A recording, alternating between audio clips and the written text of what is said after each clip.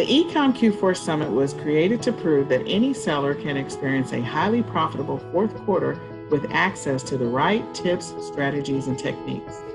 There's no need to struggle trying to figure out what to sell, where to find it, or how much to list it for. The summit covers everything from sourcing to listing to marketing and streamlining your operations. It doesn't matter if you're selling on one platform or multiple platforms like Amazon, eBay, Shopify, Walmart. And it doesn't matter if you're a new seller or an experienced seller. The information in the summit will help you get sale after sale after sale after sale during the busiest shopping season of the year, if you take massive action. So welcome to the eCom Q4 Summit. Hi there, my name is Howard Lee, and welcome to the eCom Q4 Summit.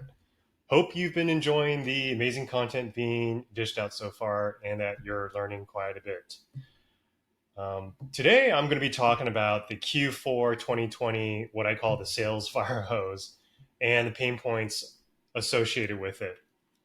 I call it the sales fire hose because this Q4 is going to be one of a kind. It's supposed to blow past all records. It's supposed to shatter all sales records for prior to Q4. And we're going to get into a little bit about why that's the case. So with the promise of success, there's still some things going on in real life that may inhibit you from realizing the maximum potential of success, realizing, the maximum amount of sales that you can get out of Q4 of 2020. And we're going to talk about those pain points and work through them. Okay, so just a quick introduction for those who don't know me. Who am I? I'm a private label 7-figure seller on Amazon since 2013. I'm considered my account is considered a top 1% account. Through that account, through my personal brands, I have personally generated $35 million in Amazon sales. I've been certified by Amazon in Amazon advertising with a 99th percentile score. And I've helped hundreds of sellers generate over $100 million in Amazon sales, both through managing their accounts as well as through consulting. And the name of the consultancy that I'm managing is called Correlate, and we specialize in 7 to 9-figure Amazon accounts, and that's our web address right there. You can punch in correlate.co, and that'll get you to our website. All right, so some key points. The first key point is Q4 2020 sales are predicted to come in like a fire hose. It's barring really unforeseen consequences, and 2020 has been a very particularly interesting year where unforeseen circumstances seem to be coming at us left and right, like in a fire hose. Given what we know about the market, given what some of these topics that we're going to talk about a little later, Q4 2020 sales are just going to blow up. Okay, which leads us to the second point, which is that meanwhile, the supply chain and the domestic fulfillment process is predicted to act like a hose far too small to accommodate Q4 2020 sales. Now, this presents a very challenging set of circumstances that you see in point 3, which is you should expect delays, longer time frames, failures in service levels from all of your partners. And by partners, I mean your team, your consultants, your 3PL warehouses, your contract manufacturers, your freight forwarder, and so on and so forth. Just going down the list.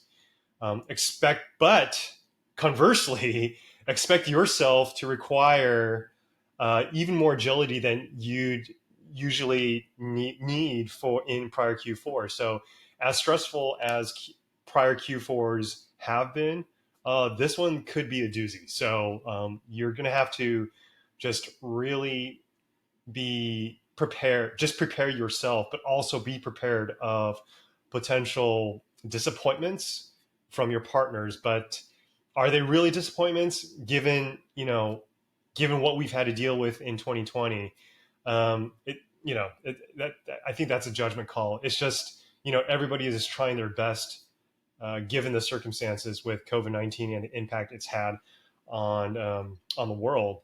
So, we just have to do what we can. Okay, so I wanted to bring up some slides from, going back in time a little bit. So I want to bring some slides from a February 2020 in-person meetup that we had in the Dallas-Fort Worth, Texas area. So this is one of the slides, and this is a slide. This slide was talking about how back then COVID-19 was something that we saw in the news was able to shut all of China down, virtually all of China.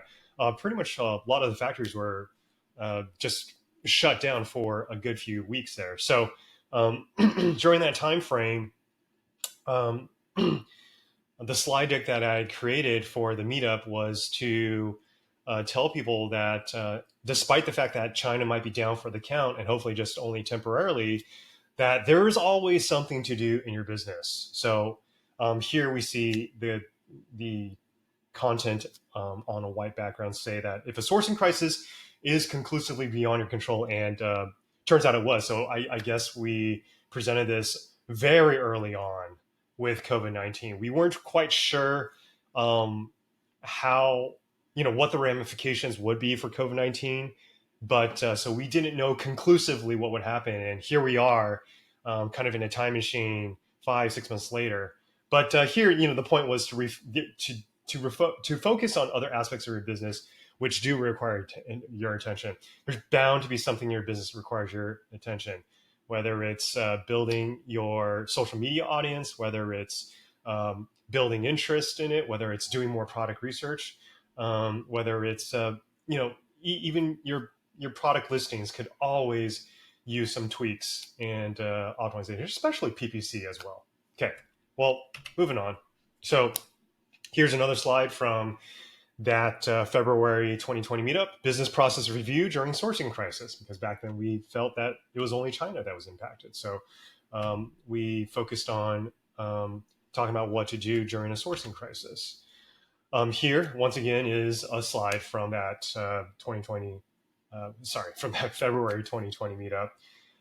So let's go through this real quickly, but I will talk about Amazon advertising and PPC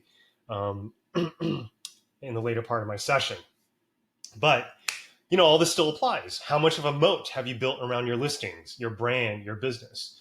If you look at your Amazon listing, can the messaging, can the content be improved?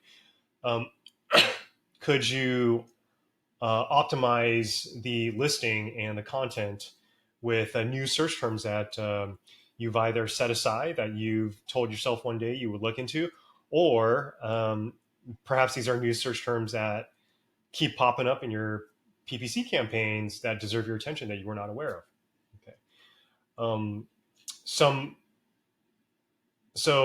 PPC is generally considered relatively low-hanging fruit when it comes to expanding your visibility on Amazon. But what about your brand store? If you are a brand and if you are brand registered, have you worked on that?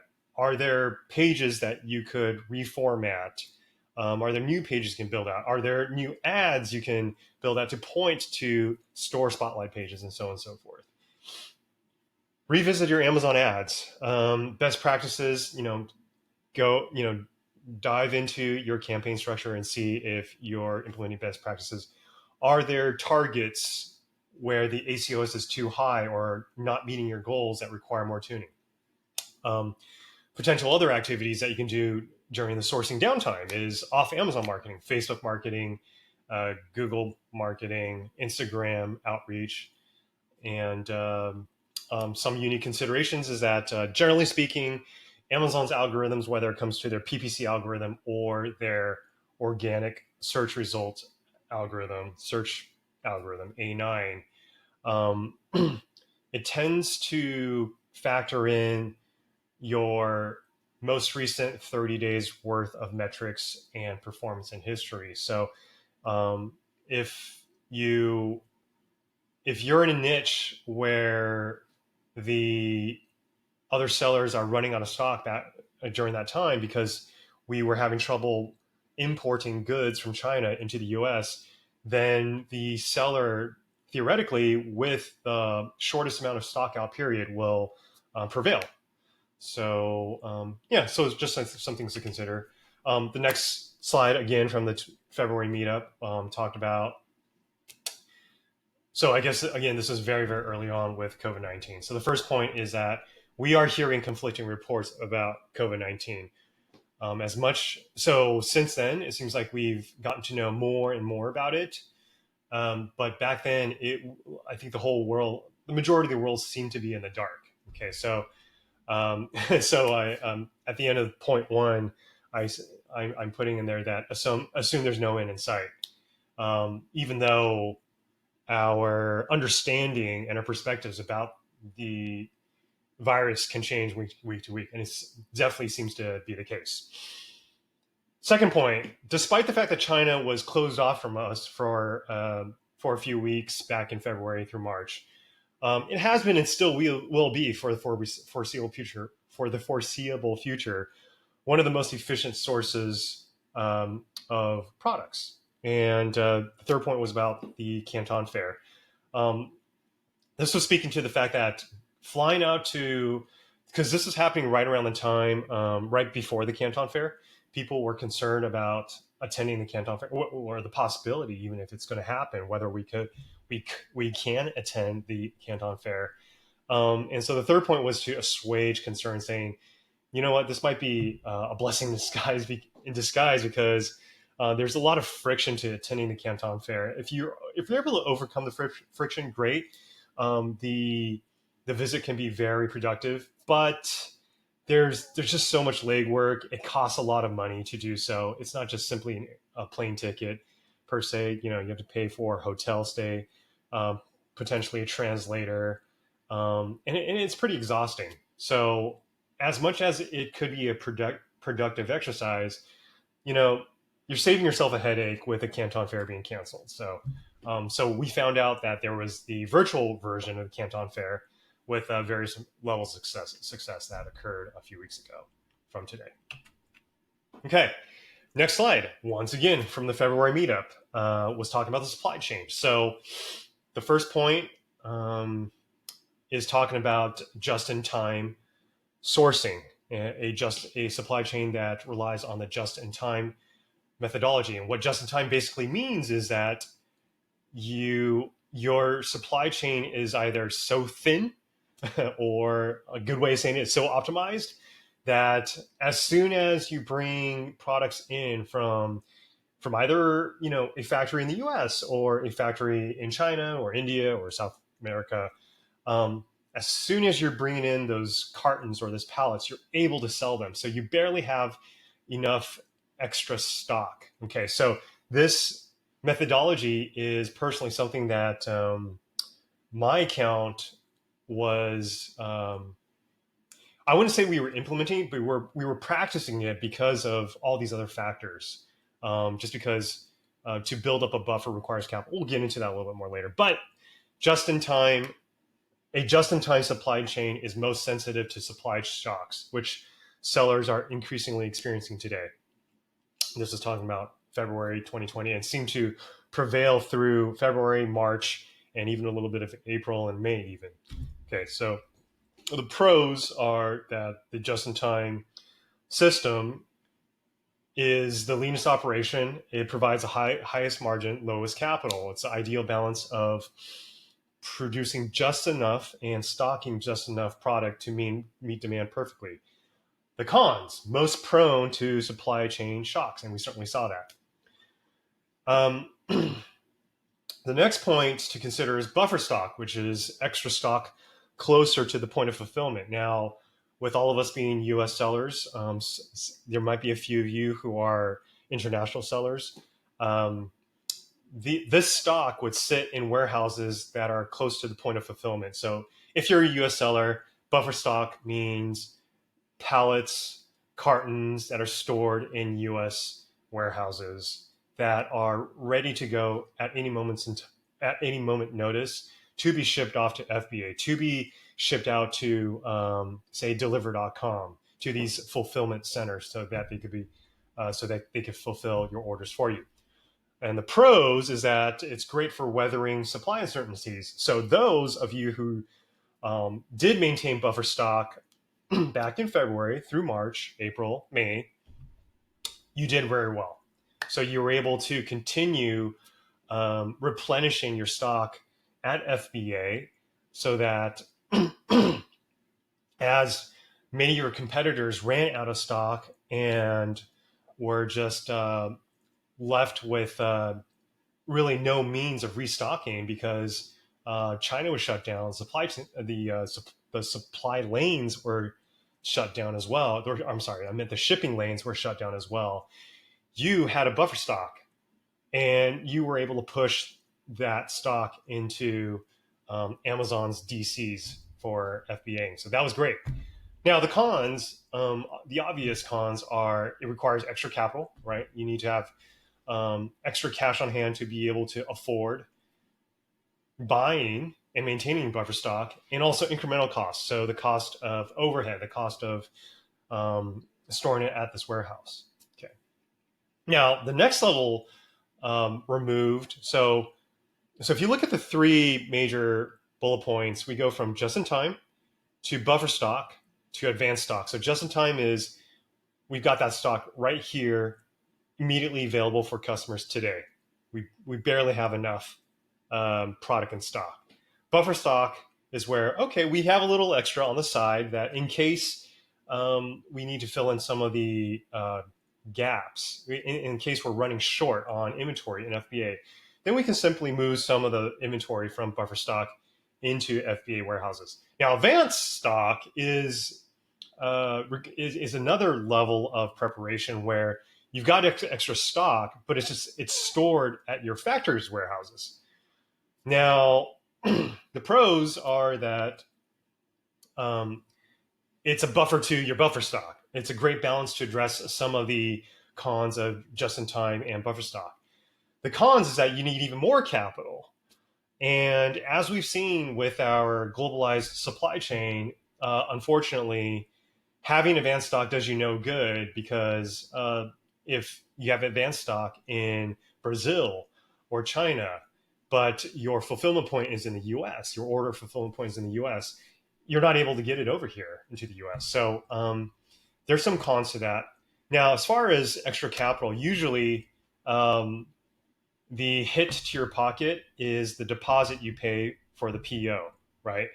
So if that PO is not delivered to you, then you don't need to pay the balance. And usually the balance makes up the bulk of the COGS of how much money you need to buy inventory.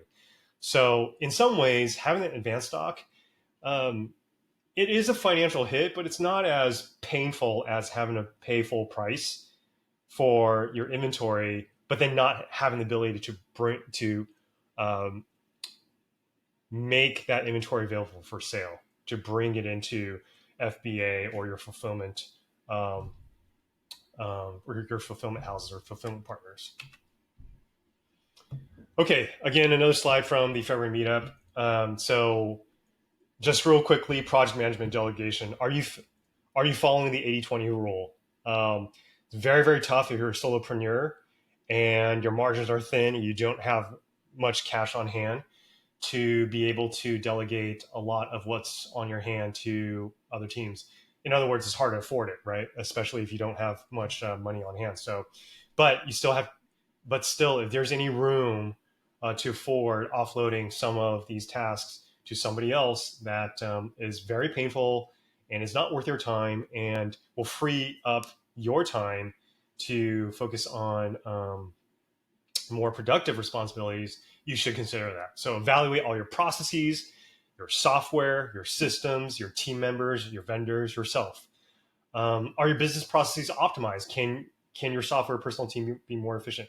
I think this is more along the lines of the fact that if everything is running smoothly, you were focused on sourcing, but now sourcing has ground to a halt back in February.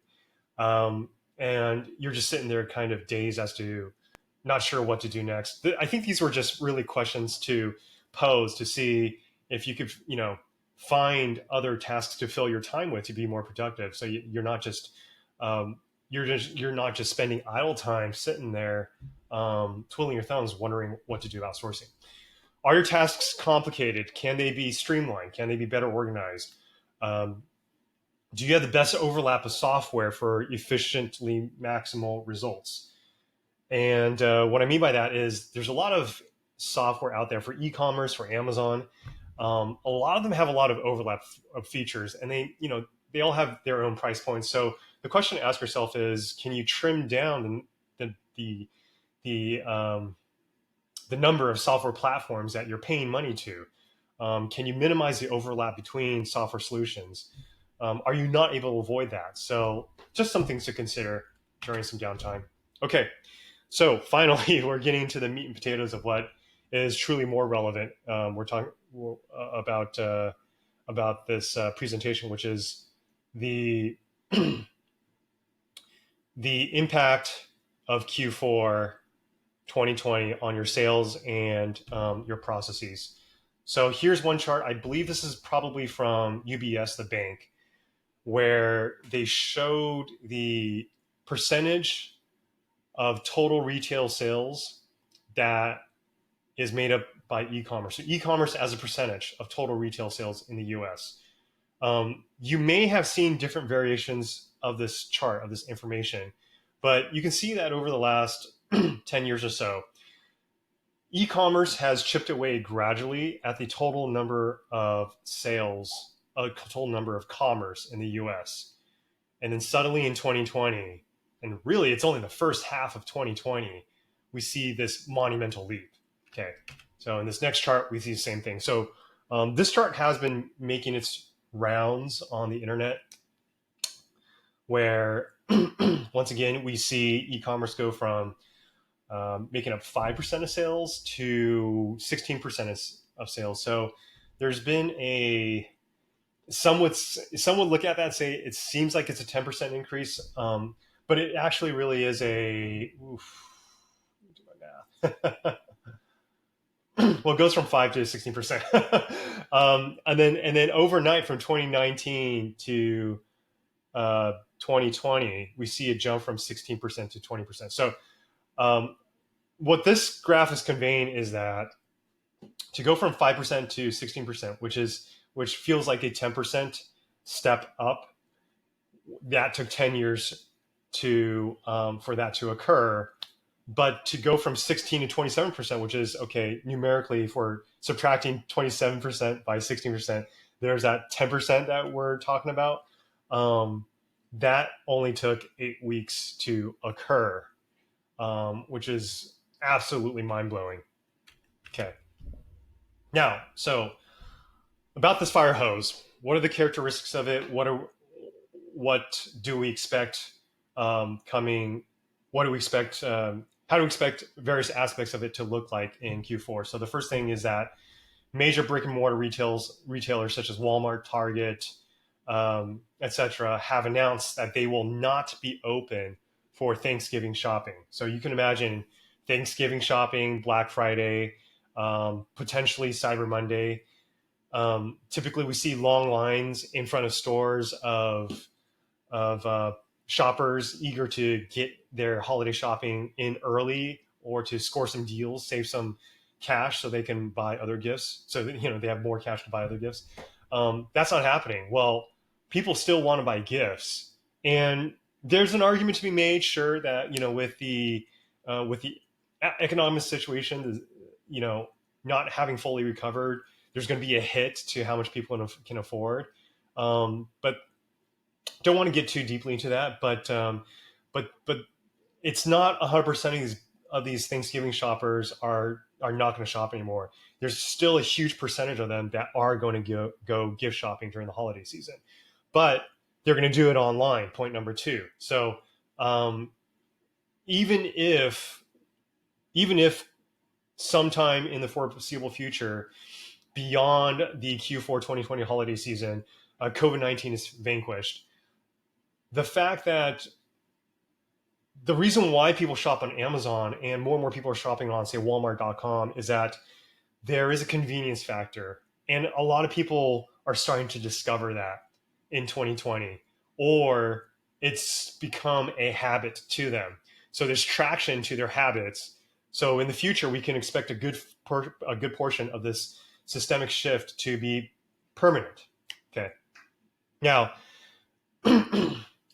for as far as the sales levels that have occurred since April of 2020, we have been seeing those sales levels be equal to Q4 sales levels. So Q4 sales levels, depending on your product niche, can be 3 times your average sales over the course of the year. But we've been seeing that since April of 2020. So, and that continues to this day. I mean, yesterday, when I'm looking at several of these accounts that we're managing, sales haven't plummeted, even though August is traditionally a slow month. Now, there has been a dip in sales since, like, say, maybe April, May, June numbers, but August sales numbers can still be considered so good compared to, say, your average 2019 sales. Okay, I'm talking about the average sales throughout the year, not Q4 2019, but just average 2019 sales. August sales are still 2 times, 3 times that.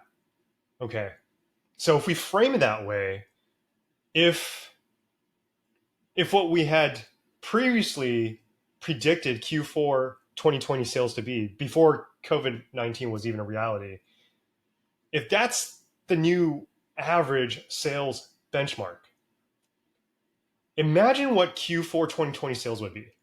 Now, it's hard to really say, I don't want to be a seance. I don't want to like predict the future and mislead people, but there's a pretty high chance that Q4 2020 sales figures will be even more substantial than the sales figures right now. Okay, so that's great for e-commerce. But let's talk about some of the back end pain points that can rear up as we're considering this. So, first things first, the logistics as far as importing. If you're importing internationally, sea and air rates have skyrocketed unbelievably so, to the point where, as cost prohibitive as air shipping rates used to be, they are so expensive now that you need to have a profit margin, say, on the order of 50% plus, 70% plus, in order for you to even consider the current air rates. Okay. Now, the sea shipping lanes have been extremely congested. And because of the laws of supply and demand, those rates have shot up. In fact, there are certain types of sea shipping rates that are almost the same as air rates in 2019 or 2018 and so on and so forth. So, or, during the holiday. So logistically,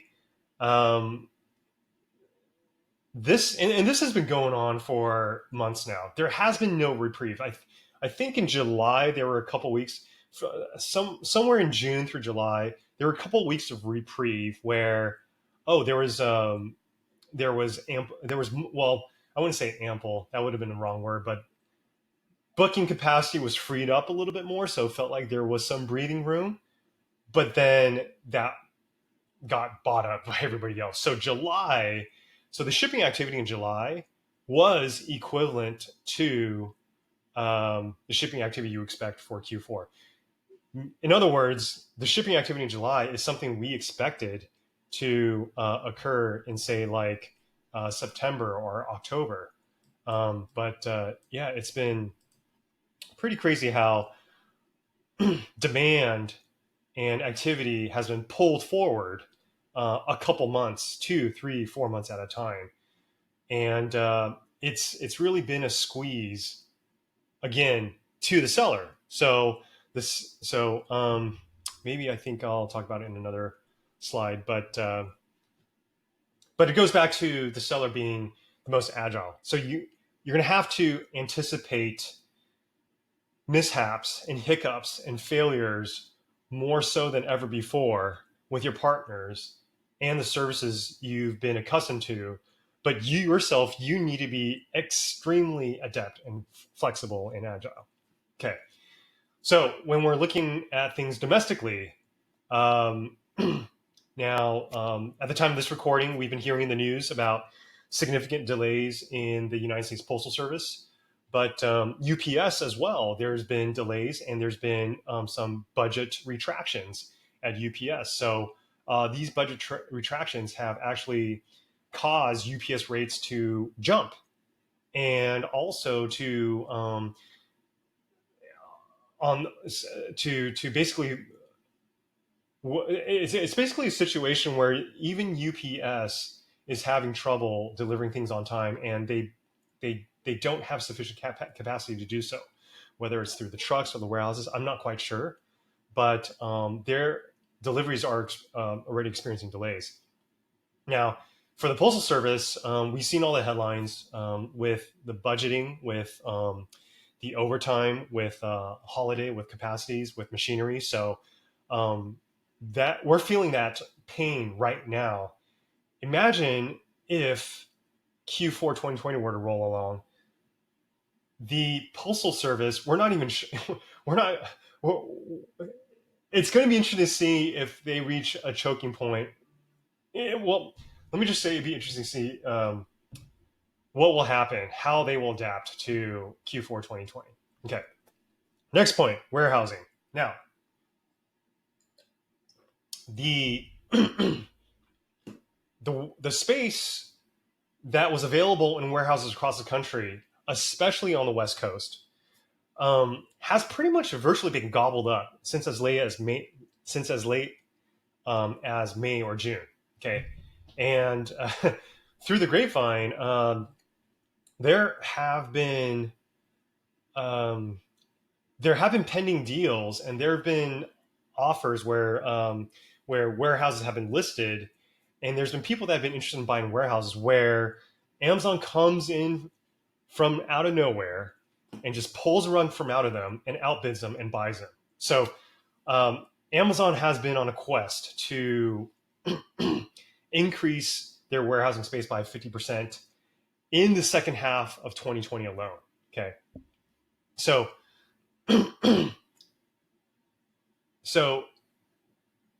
so far we've been talking about congestion with the shipping lanes.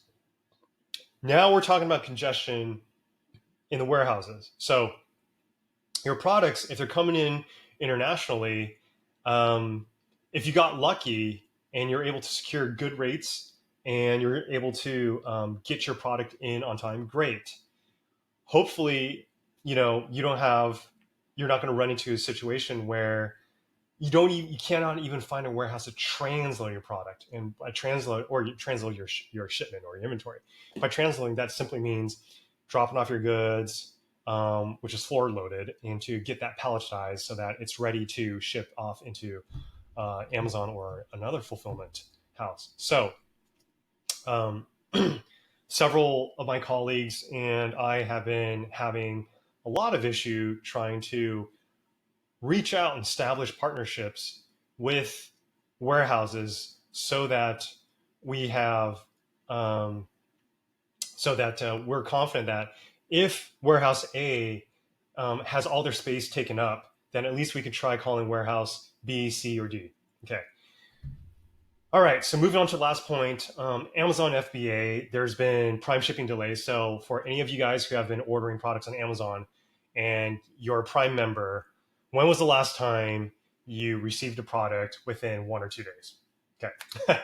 And the second part of this point is that Amazon FBA receiving timeframes have been extremely delayed. We've heard, so typically receiving timeframes have been in a typical year, and during a typical time of the year would be, say, 2 or 3 days. We have seen and have heard receiving delays stretch out to 4 weeks. In the month of July, not even in the month of October or November, which is traditionally when so many sellers are trying to all replenish their goods in Amazon FBA warehouses at the same time. So do account for that.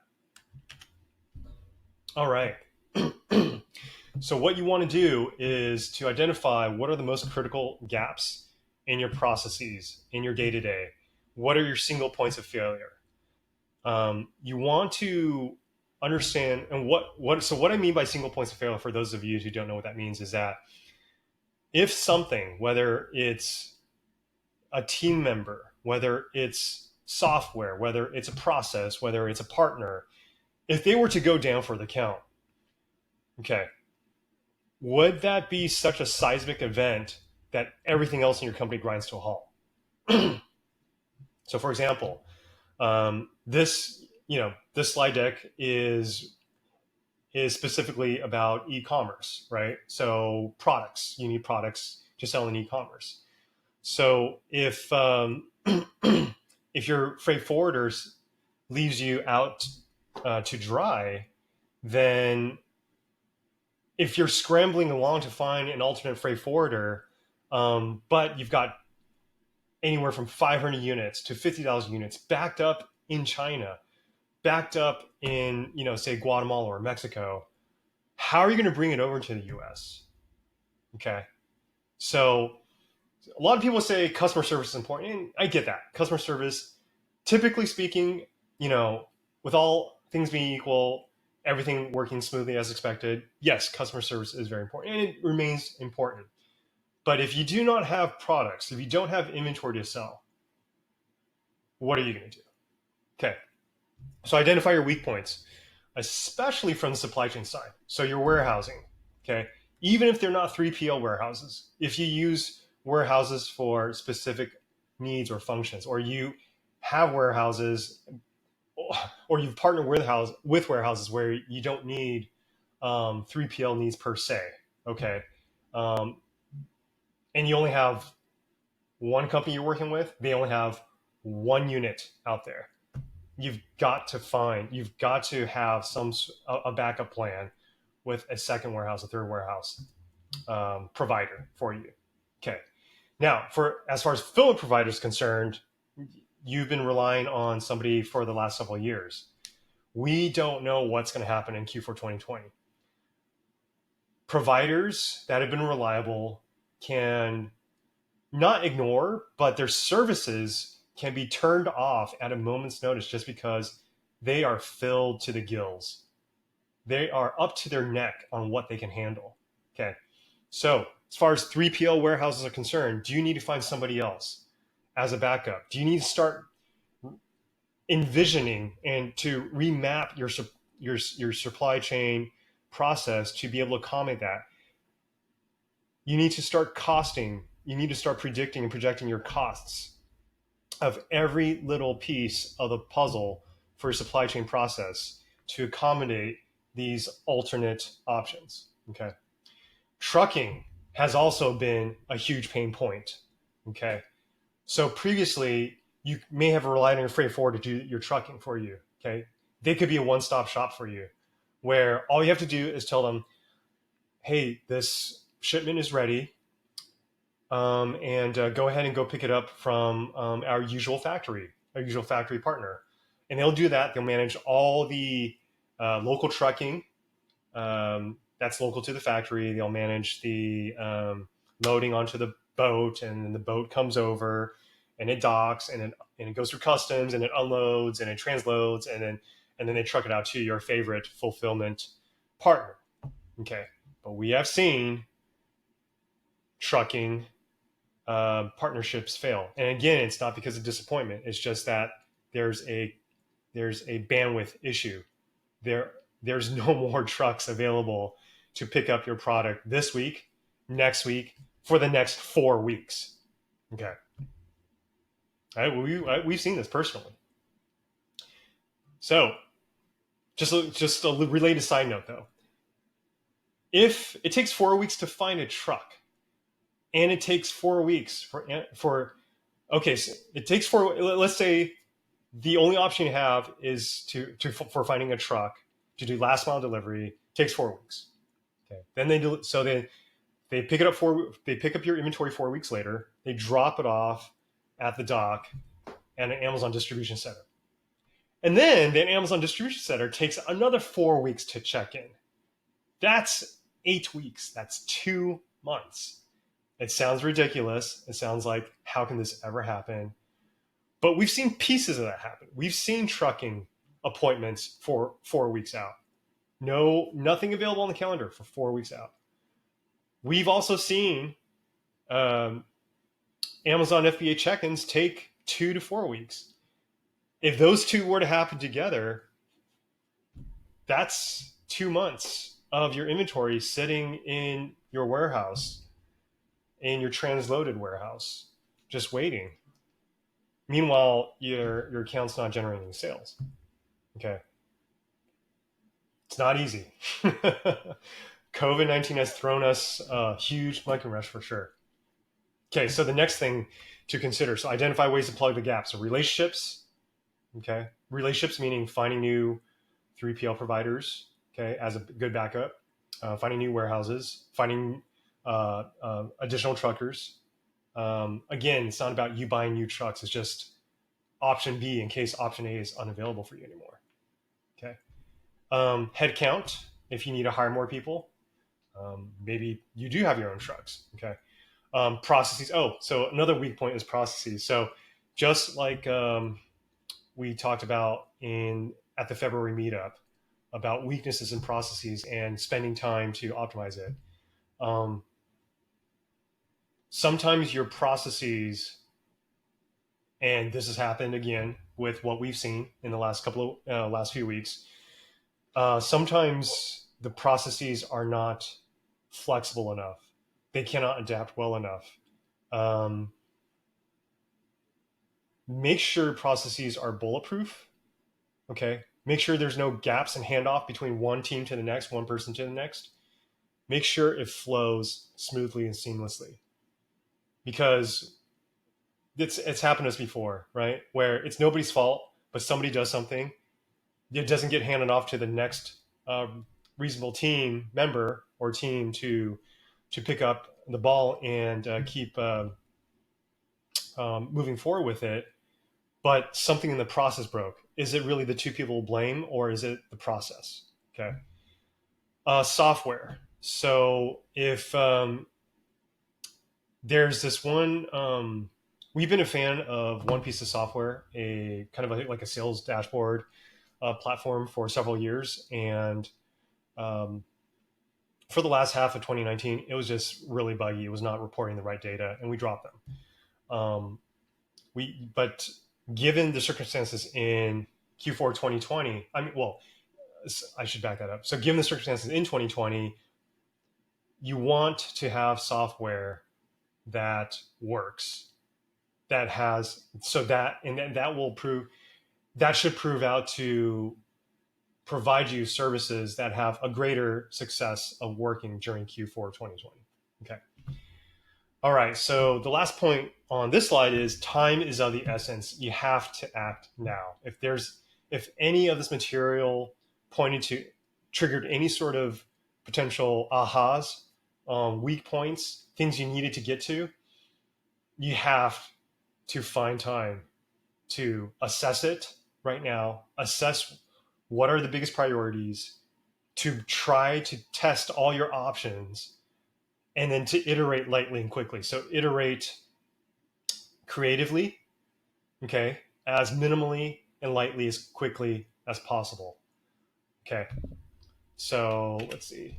All right, now with all of those challenges that we just discussed, here's Amazon throwing our annual monkey wrench into everything. So there's a lot of monkey wrenches being thrown. Starting October, those storage fees at FBA are going to increase 4 times for standard size products. Okay. So if you have been able to adapt and cope with the disruptions COVID-19 has presented, and you have a smooth flowing supply chain process. You have buffer stock. Great. What Amazon is implicitly telling us to do, though, with these monumental increase in the storage fee is only send us the minimum inventory you need. Okay. That goes back to something we talked about earlier, just-in-time fulfillment. Okay. So Amazon is signaling to us to just-in-time the inventory to FBA. But we just talked about all of these bottlenecks, tremendous bottlenecks, all the way up until the point where we need to replenish the inventory to Amazon. Well, what are you going to do? Well, we talked about in a previous slide about buffer stock. So in the last slide we looked at, we talked about warehouses too, right? And this is where warehouses come into play. But even if you were an FBM seller and you have a fulfillment house and you can avoid this increase in this 4-time increase in FBA storage fees, you still should find a backup 3PL fulfillment provider just in case. Okay. Because what if COVID-19 strikes the team members in the 3PL fulfillment provider that you've been partnered with several years? Then you're out of luck. Okay. Now, going back to FBA sellers, you may want to consider having an alternate fulfillment option. So you might want to consider 3PL fulfillment providers, whether they are these mom and pops who are very good at managing their warehouses and fulfilling orders for you. Or there's Deliver.com. And last I checked, I think Deliver.com has an Amazon integration. So that's something to consider. All right. So this is not easy stuff for any FBA seller to deal with right now. This is a huge, huge challenge. But that sales fire hose is kind of like that science alert. It's that opportunity for us to do what we can to try to meet that demand that's coming to us. Okay. The next couple of slides I'm going to show you are just there's text. So there's definitely text in them, but they're diagrams of what we built internally for our processes. So first of all, we have this diagram here, and it's not the greatest, cleanest looking diagram, but it is better than nothing. Where, humans, we tend to be visual. We tend to look at things visually and try to understand the direction that something visual is giving us. We're trying to deduce it. And a diagram is a great way of summarizing and describing to us how things should flow, especially if a diagram has boxes and arrows in it. So in this diagram of ours, I don't know if you can see the mouse cursor, but here is actually our starting point. And so that green circle represents the starting point of our process. And this green circle represents the end. So this green circle here represents analysis that we do on a weekly basis to determine stock levels. And based on whether we fall short or whether there's an excess level of inventory, we go through all these steps until finally we reach this green dot at the end. The steps right before the green dot represent my team checking the inventory that's been checked into Amazon FBA just to make sure that the numbers look right and that they're available for sale. So once my supply chain team reaches this green dot, then they notify the marketing team that, hey, if there's any sort of marketing that needs to be spun up or ads that need to be run, this is the time to hit the go button on that. So this is a diagram that my team references anytime they're confused, because supply chain management is a very intricate process. There's a lot of steps involved. It's really hard to follow, especially since it's such a dry, and a lot of people think it's a boring process, but it's just so business critical. Just because there's so many steps and it's really tedious, a diagram is very helpful.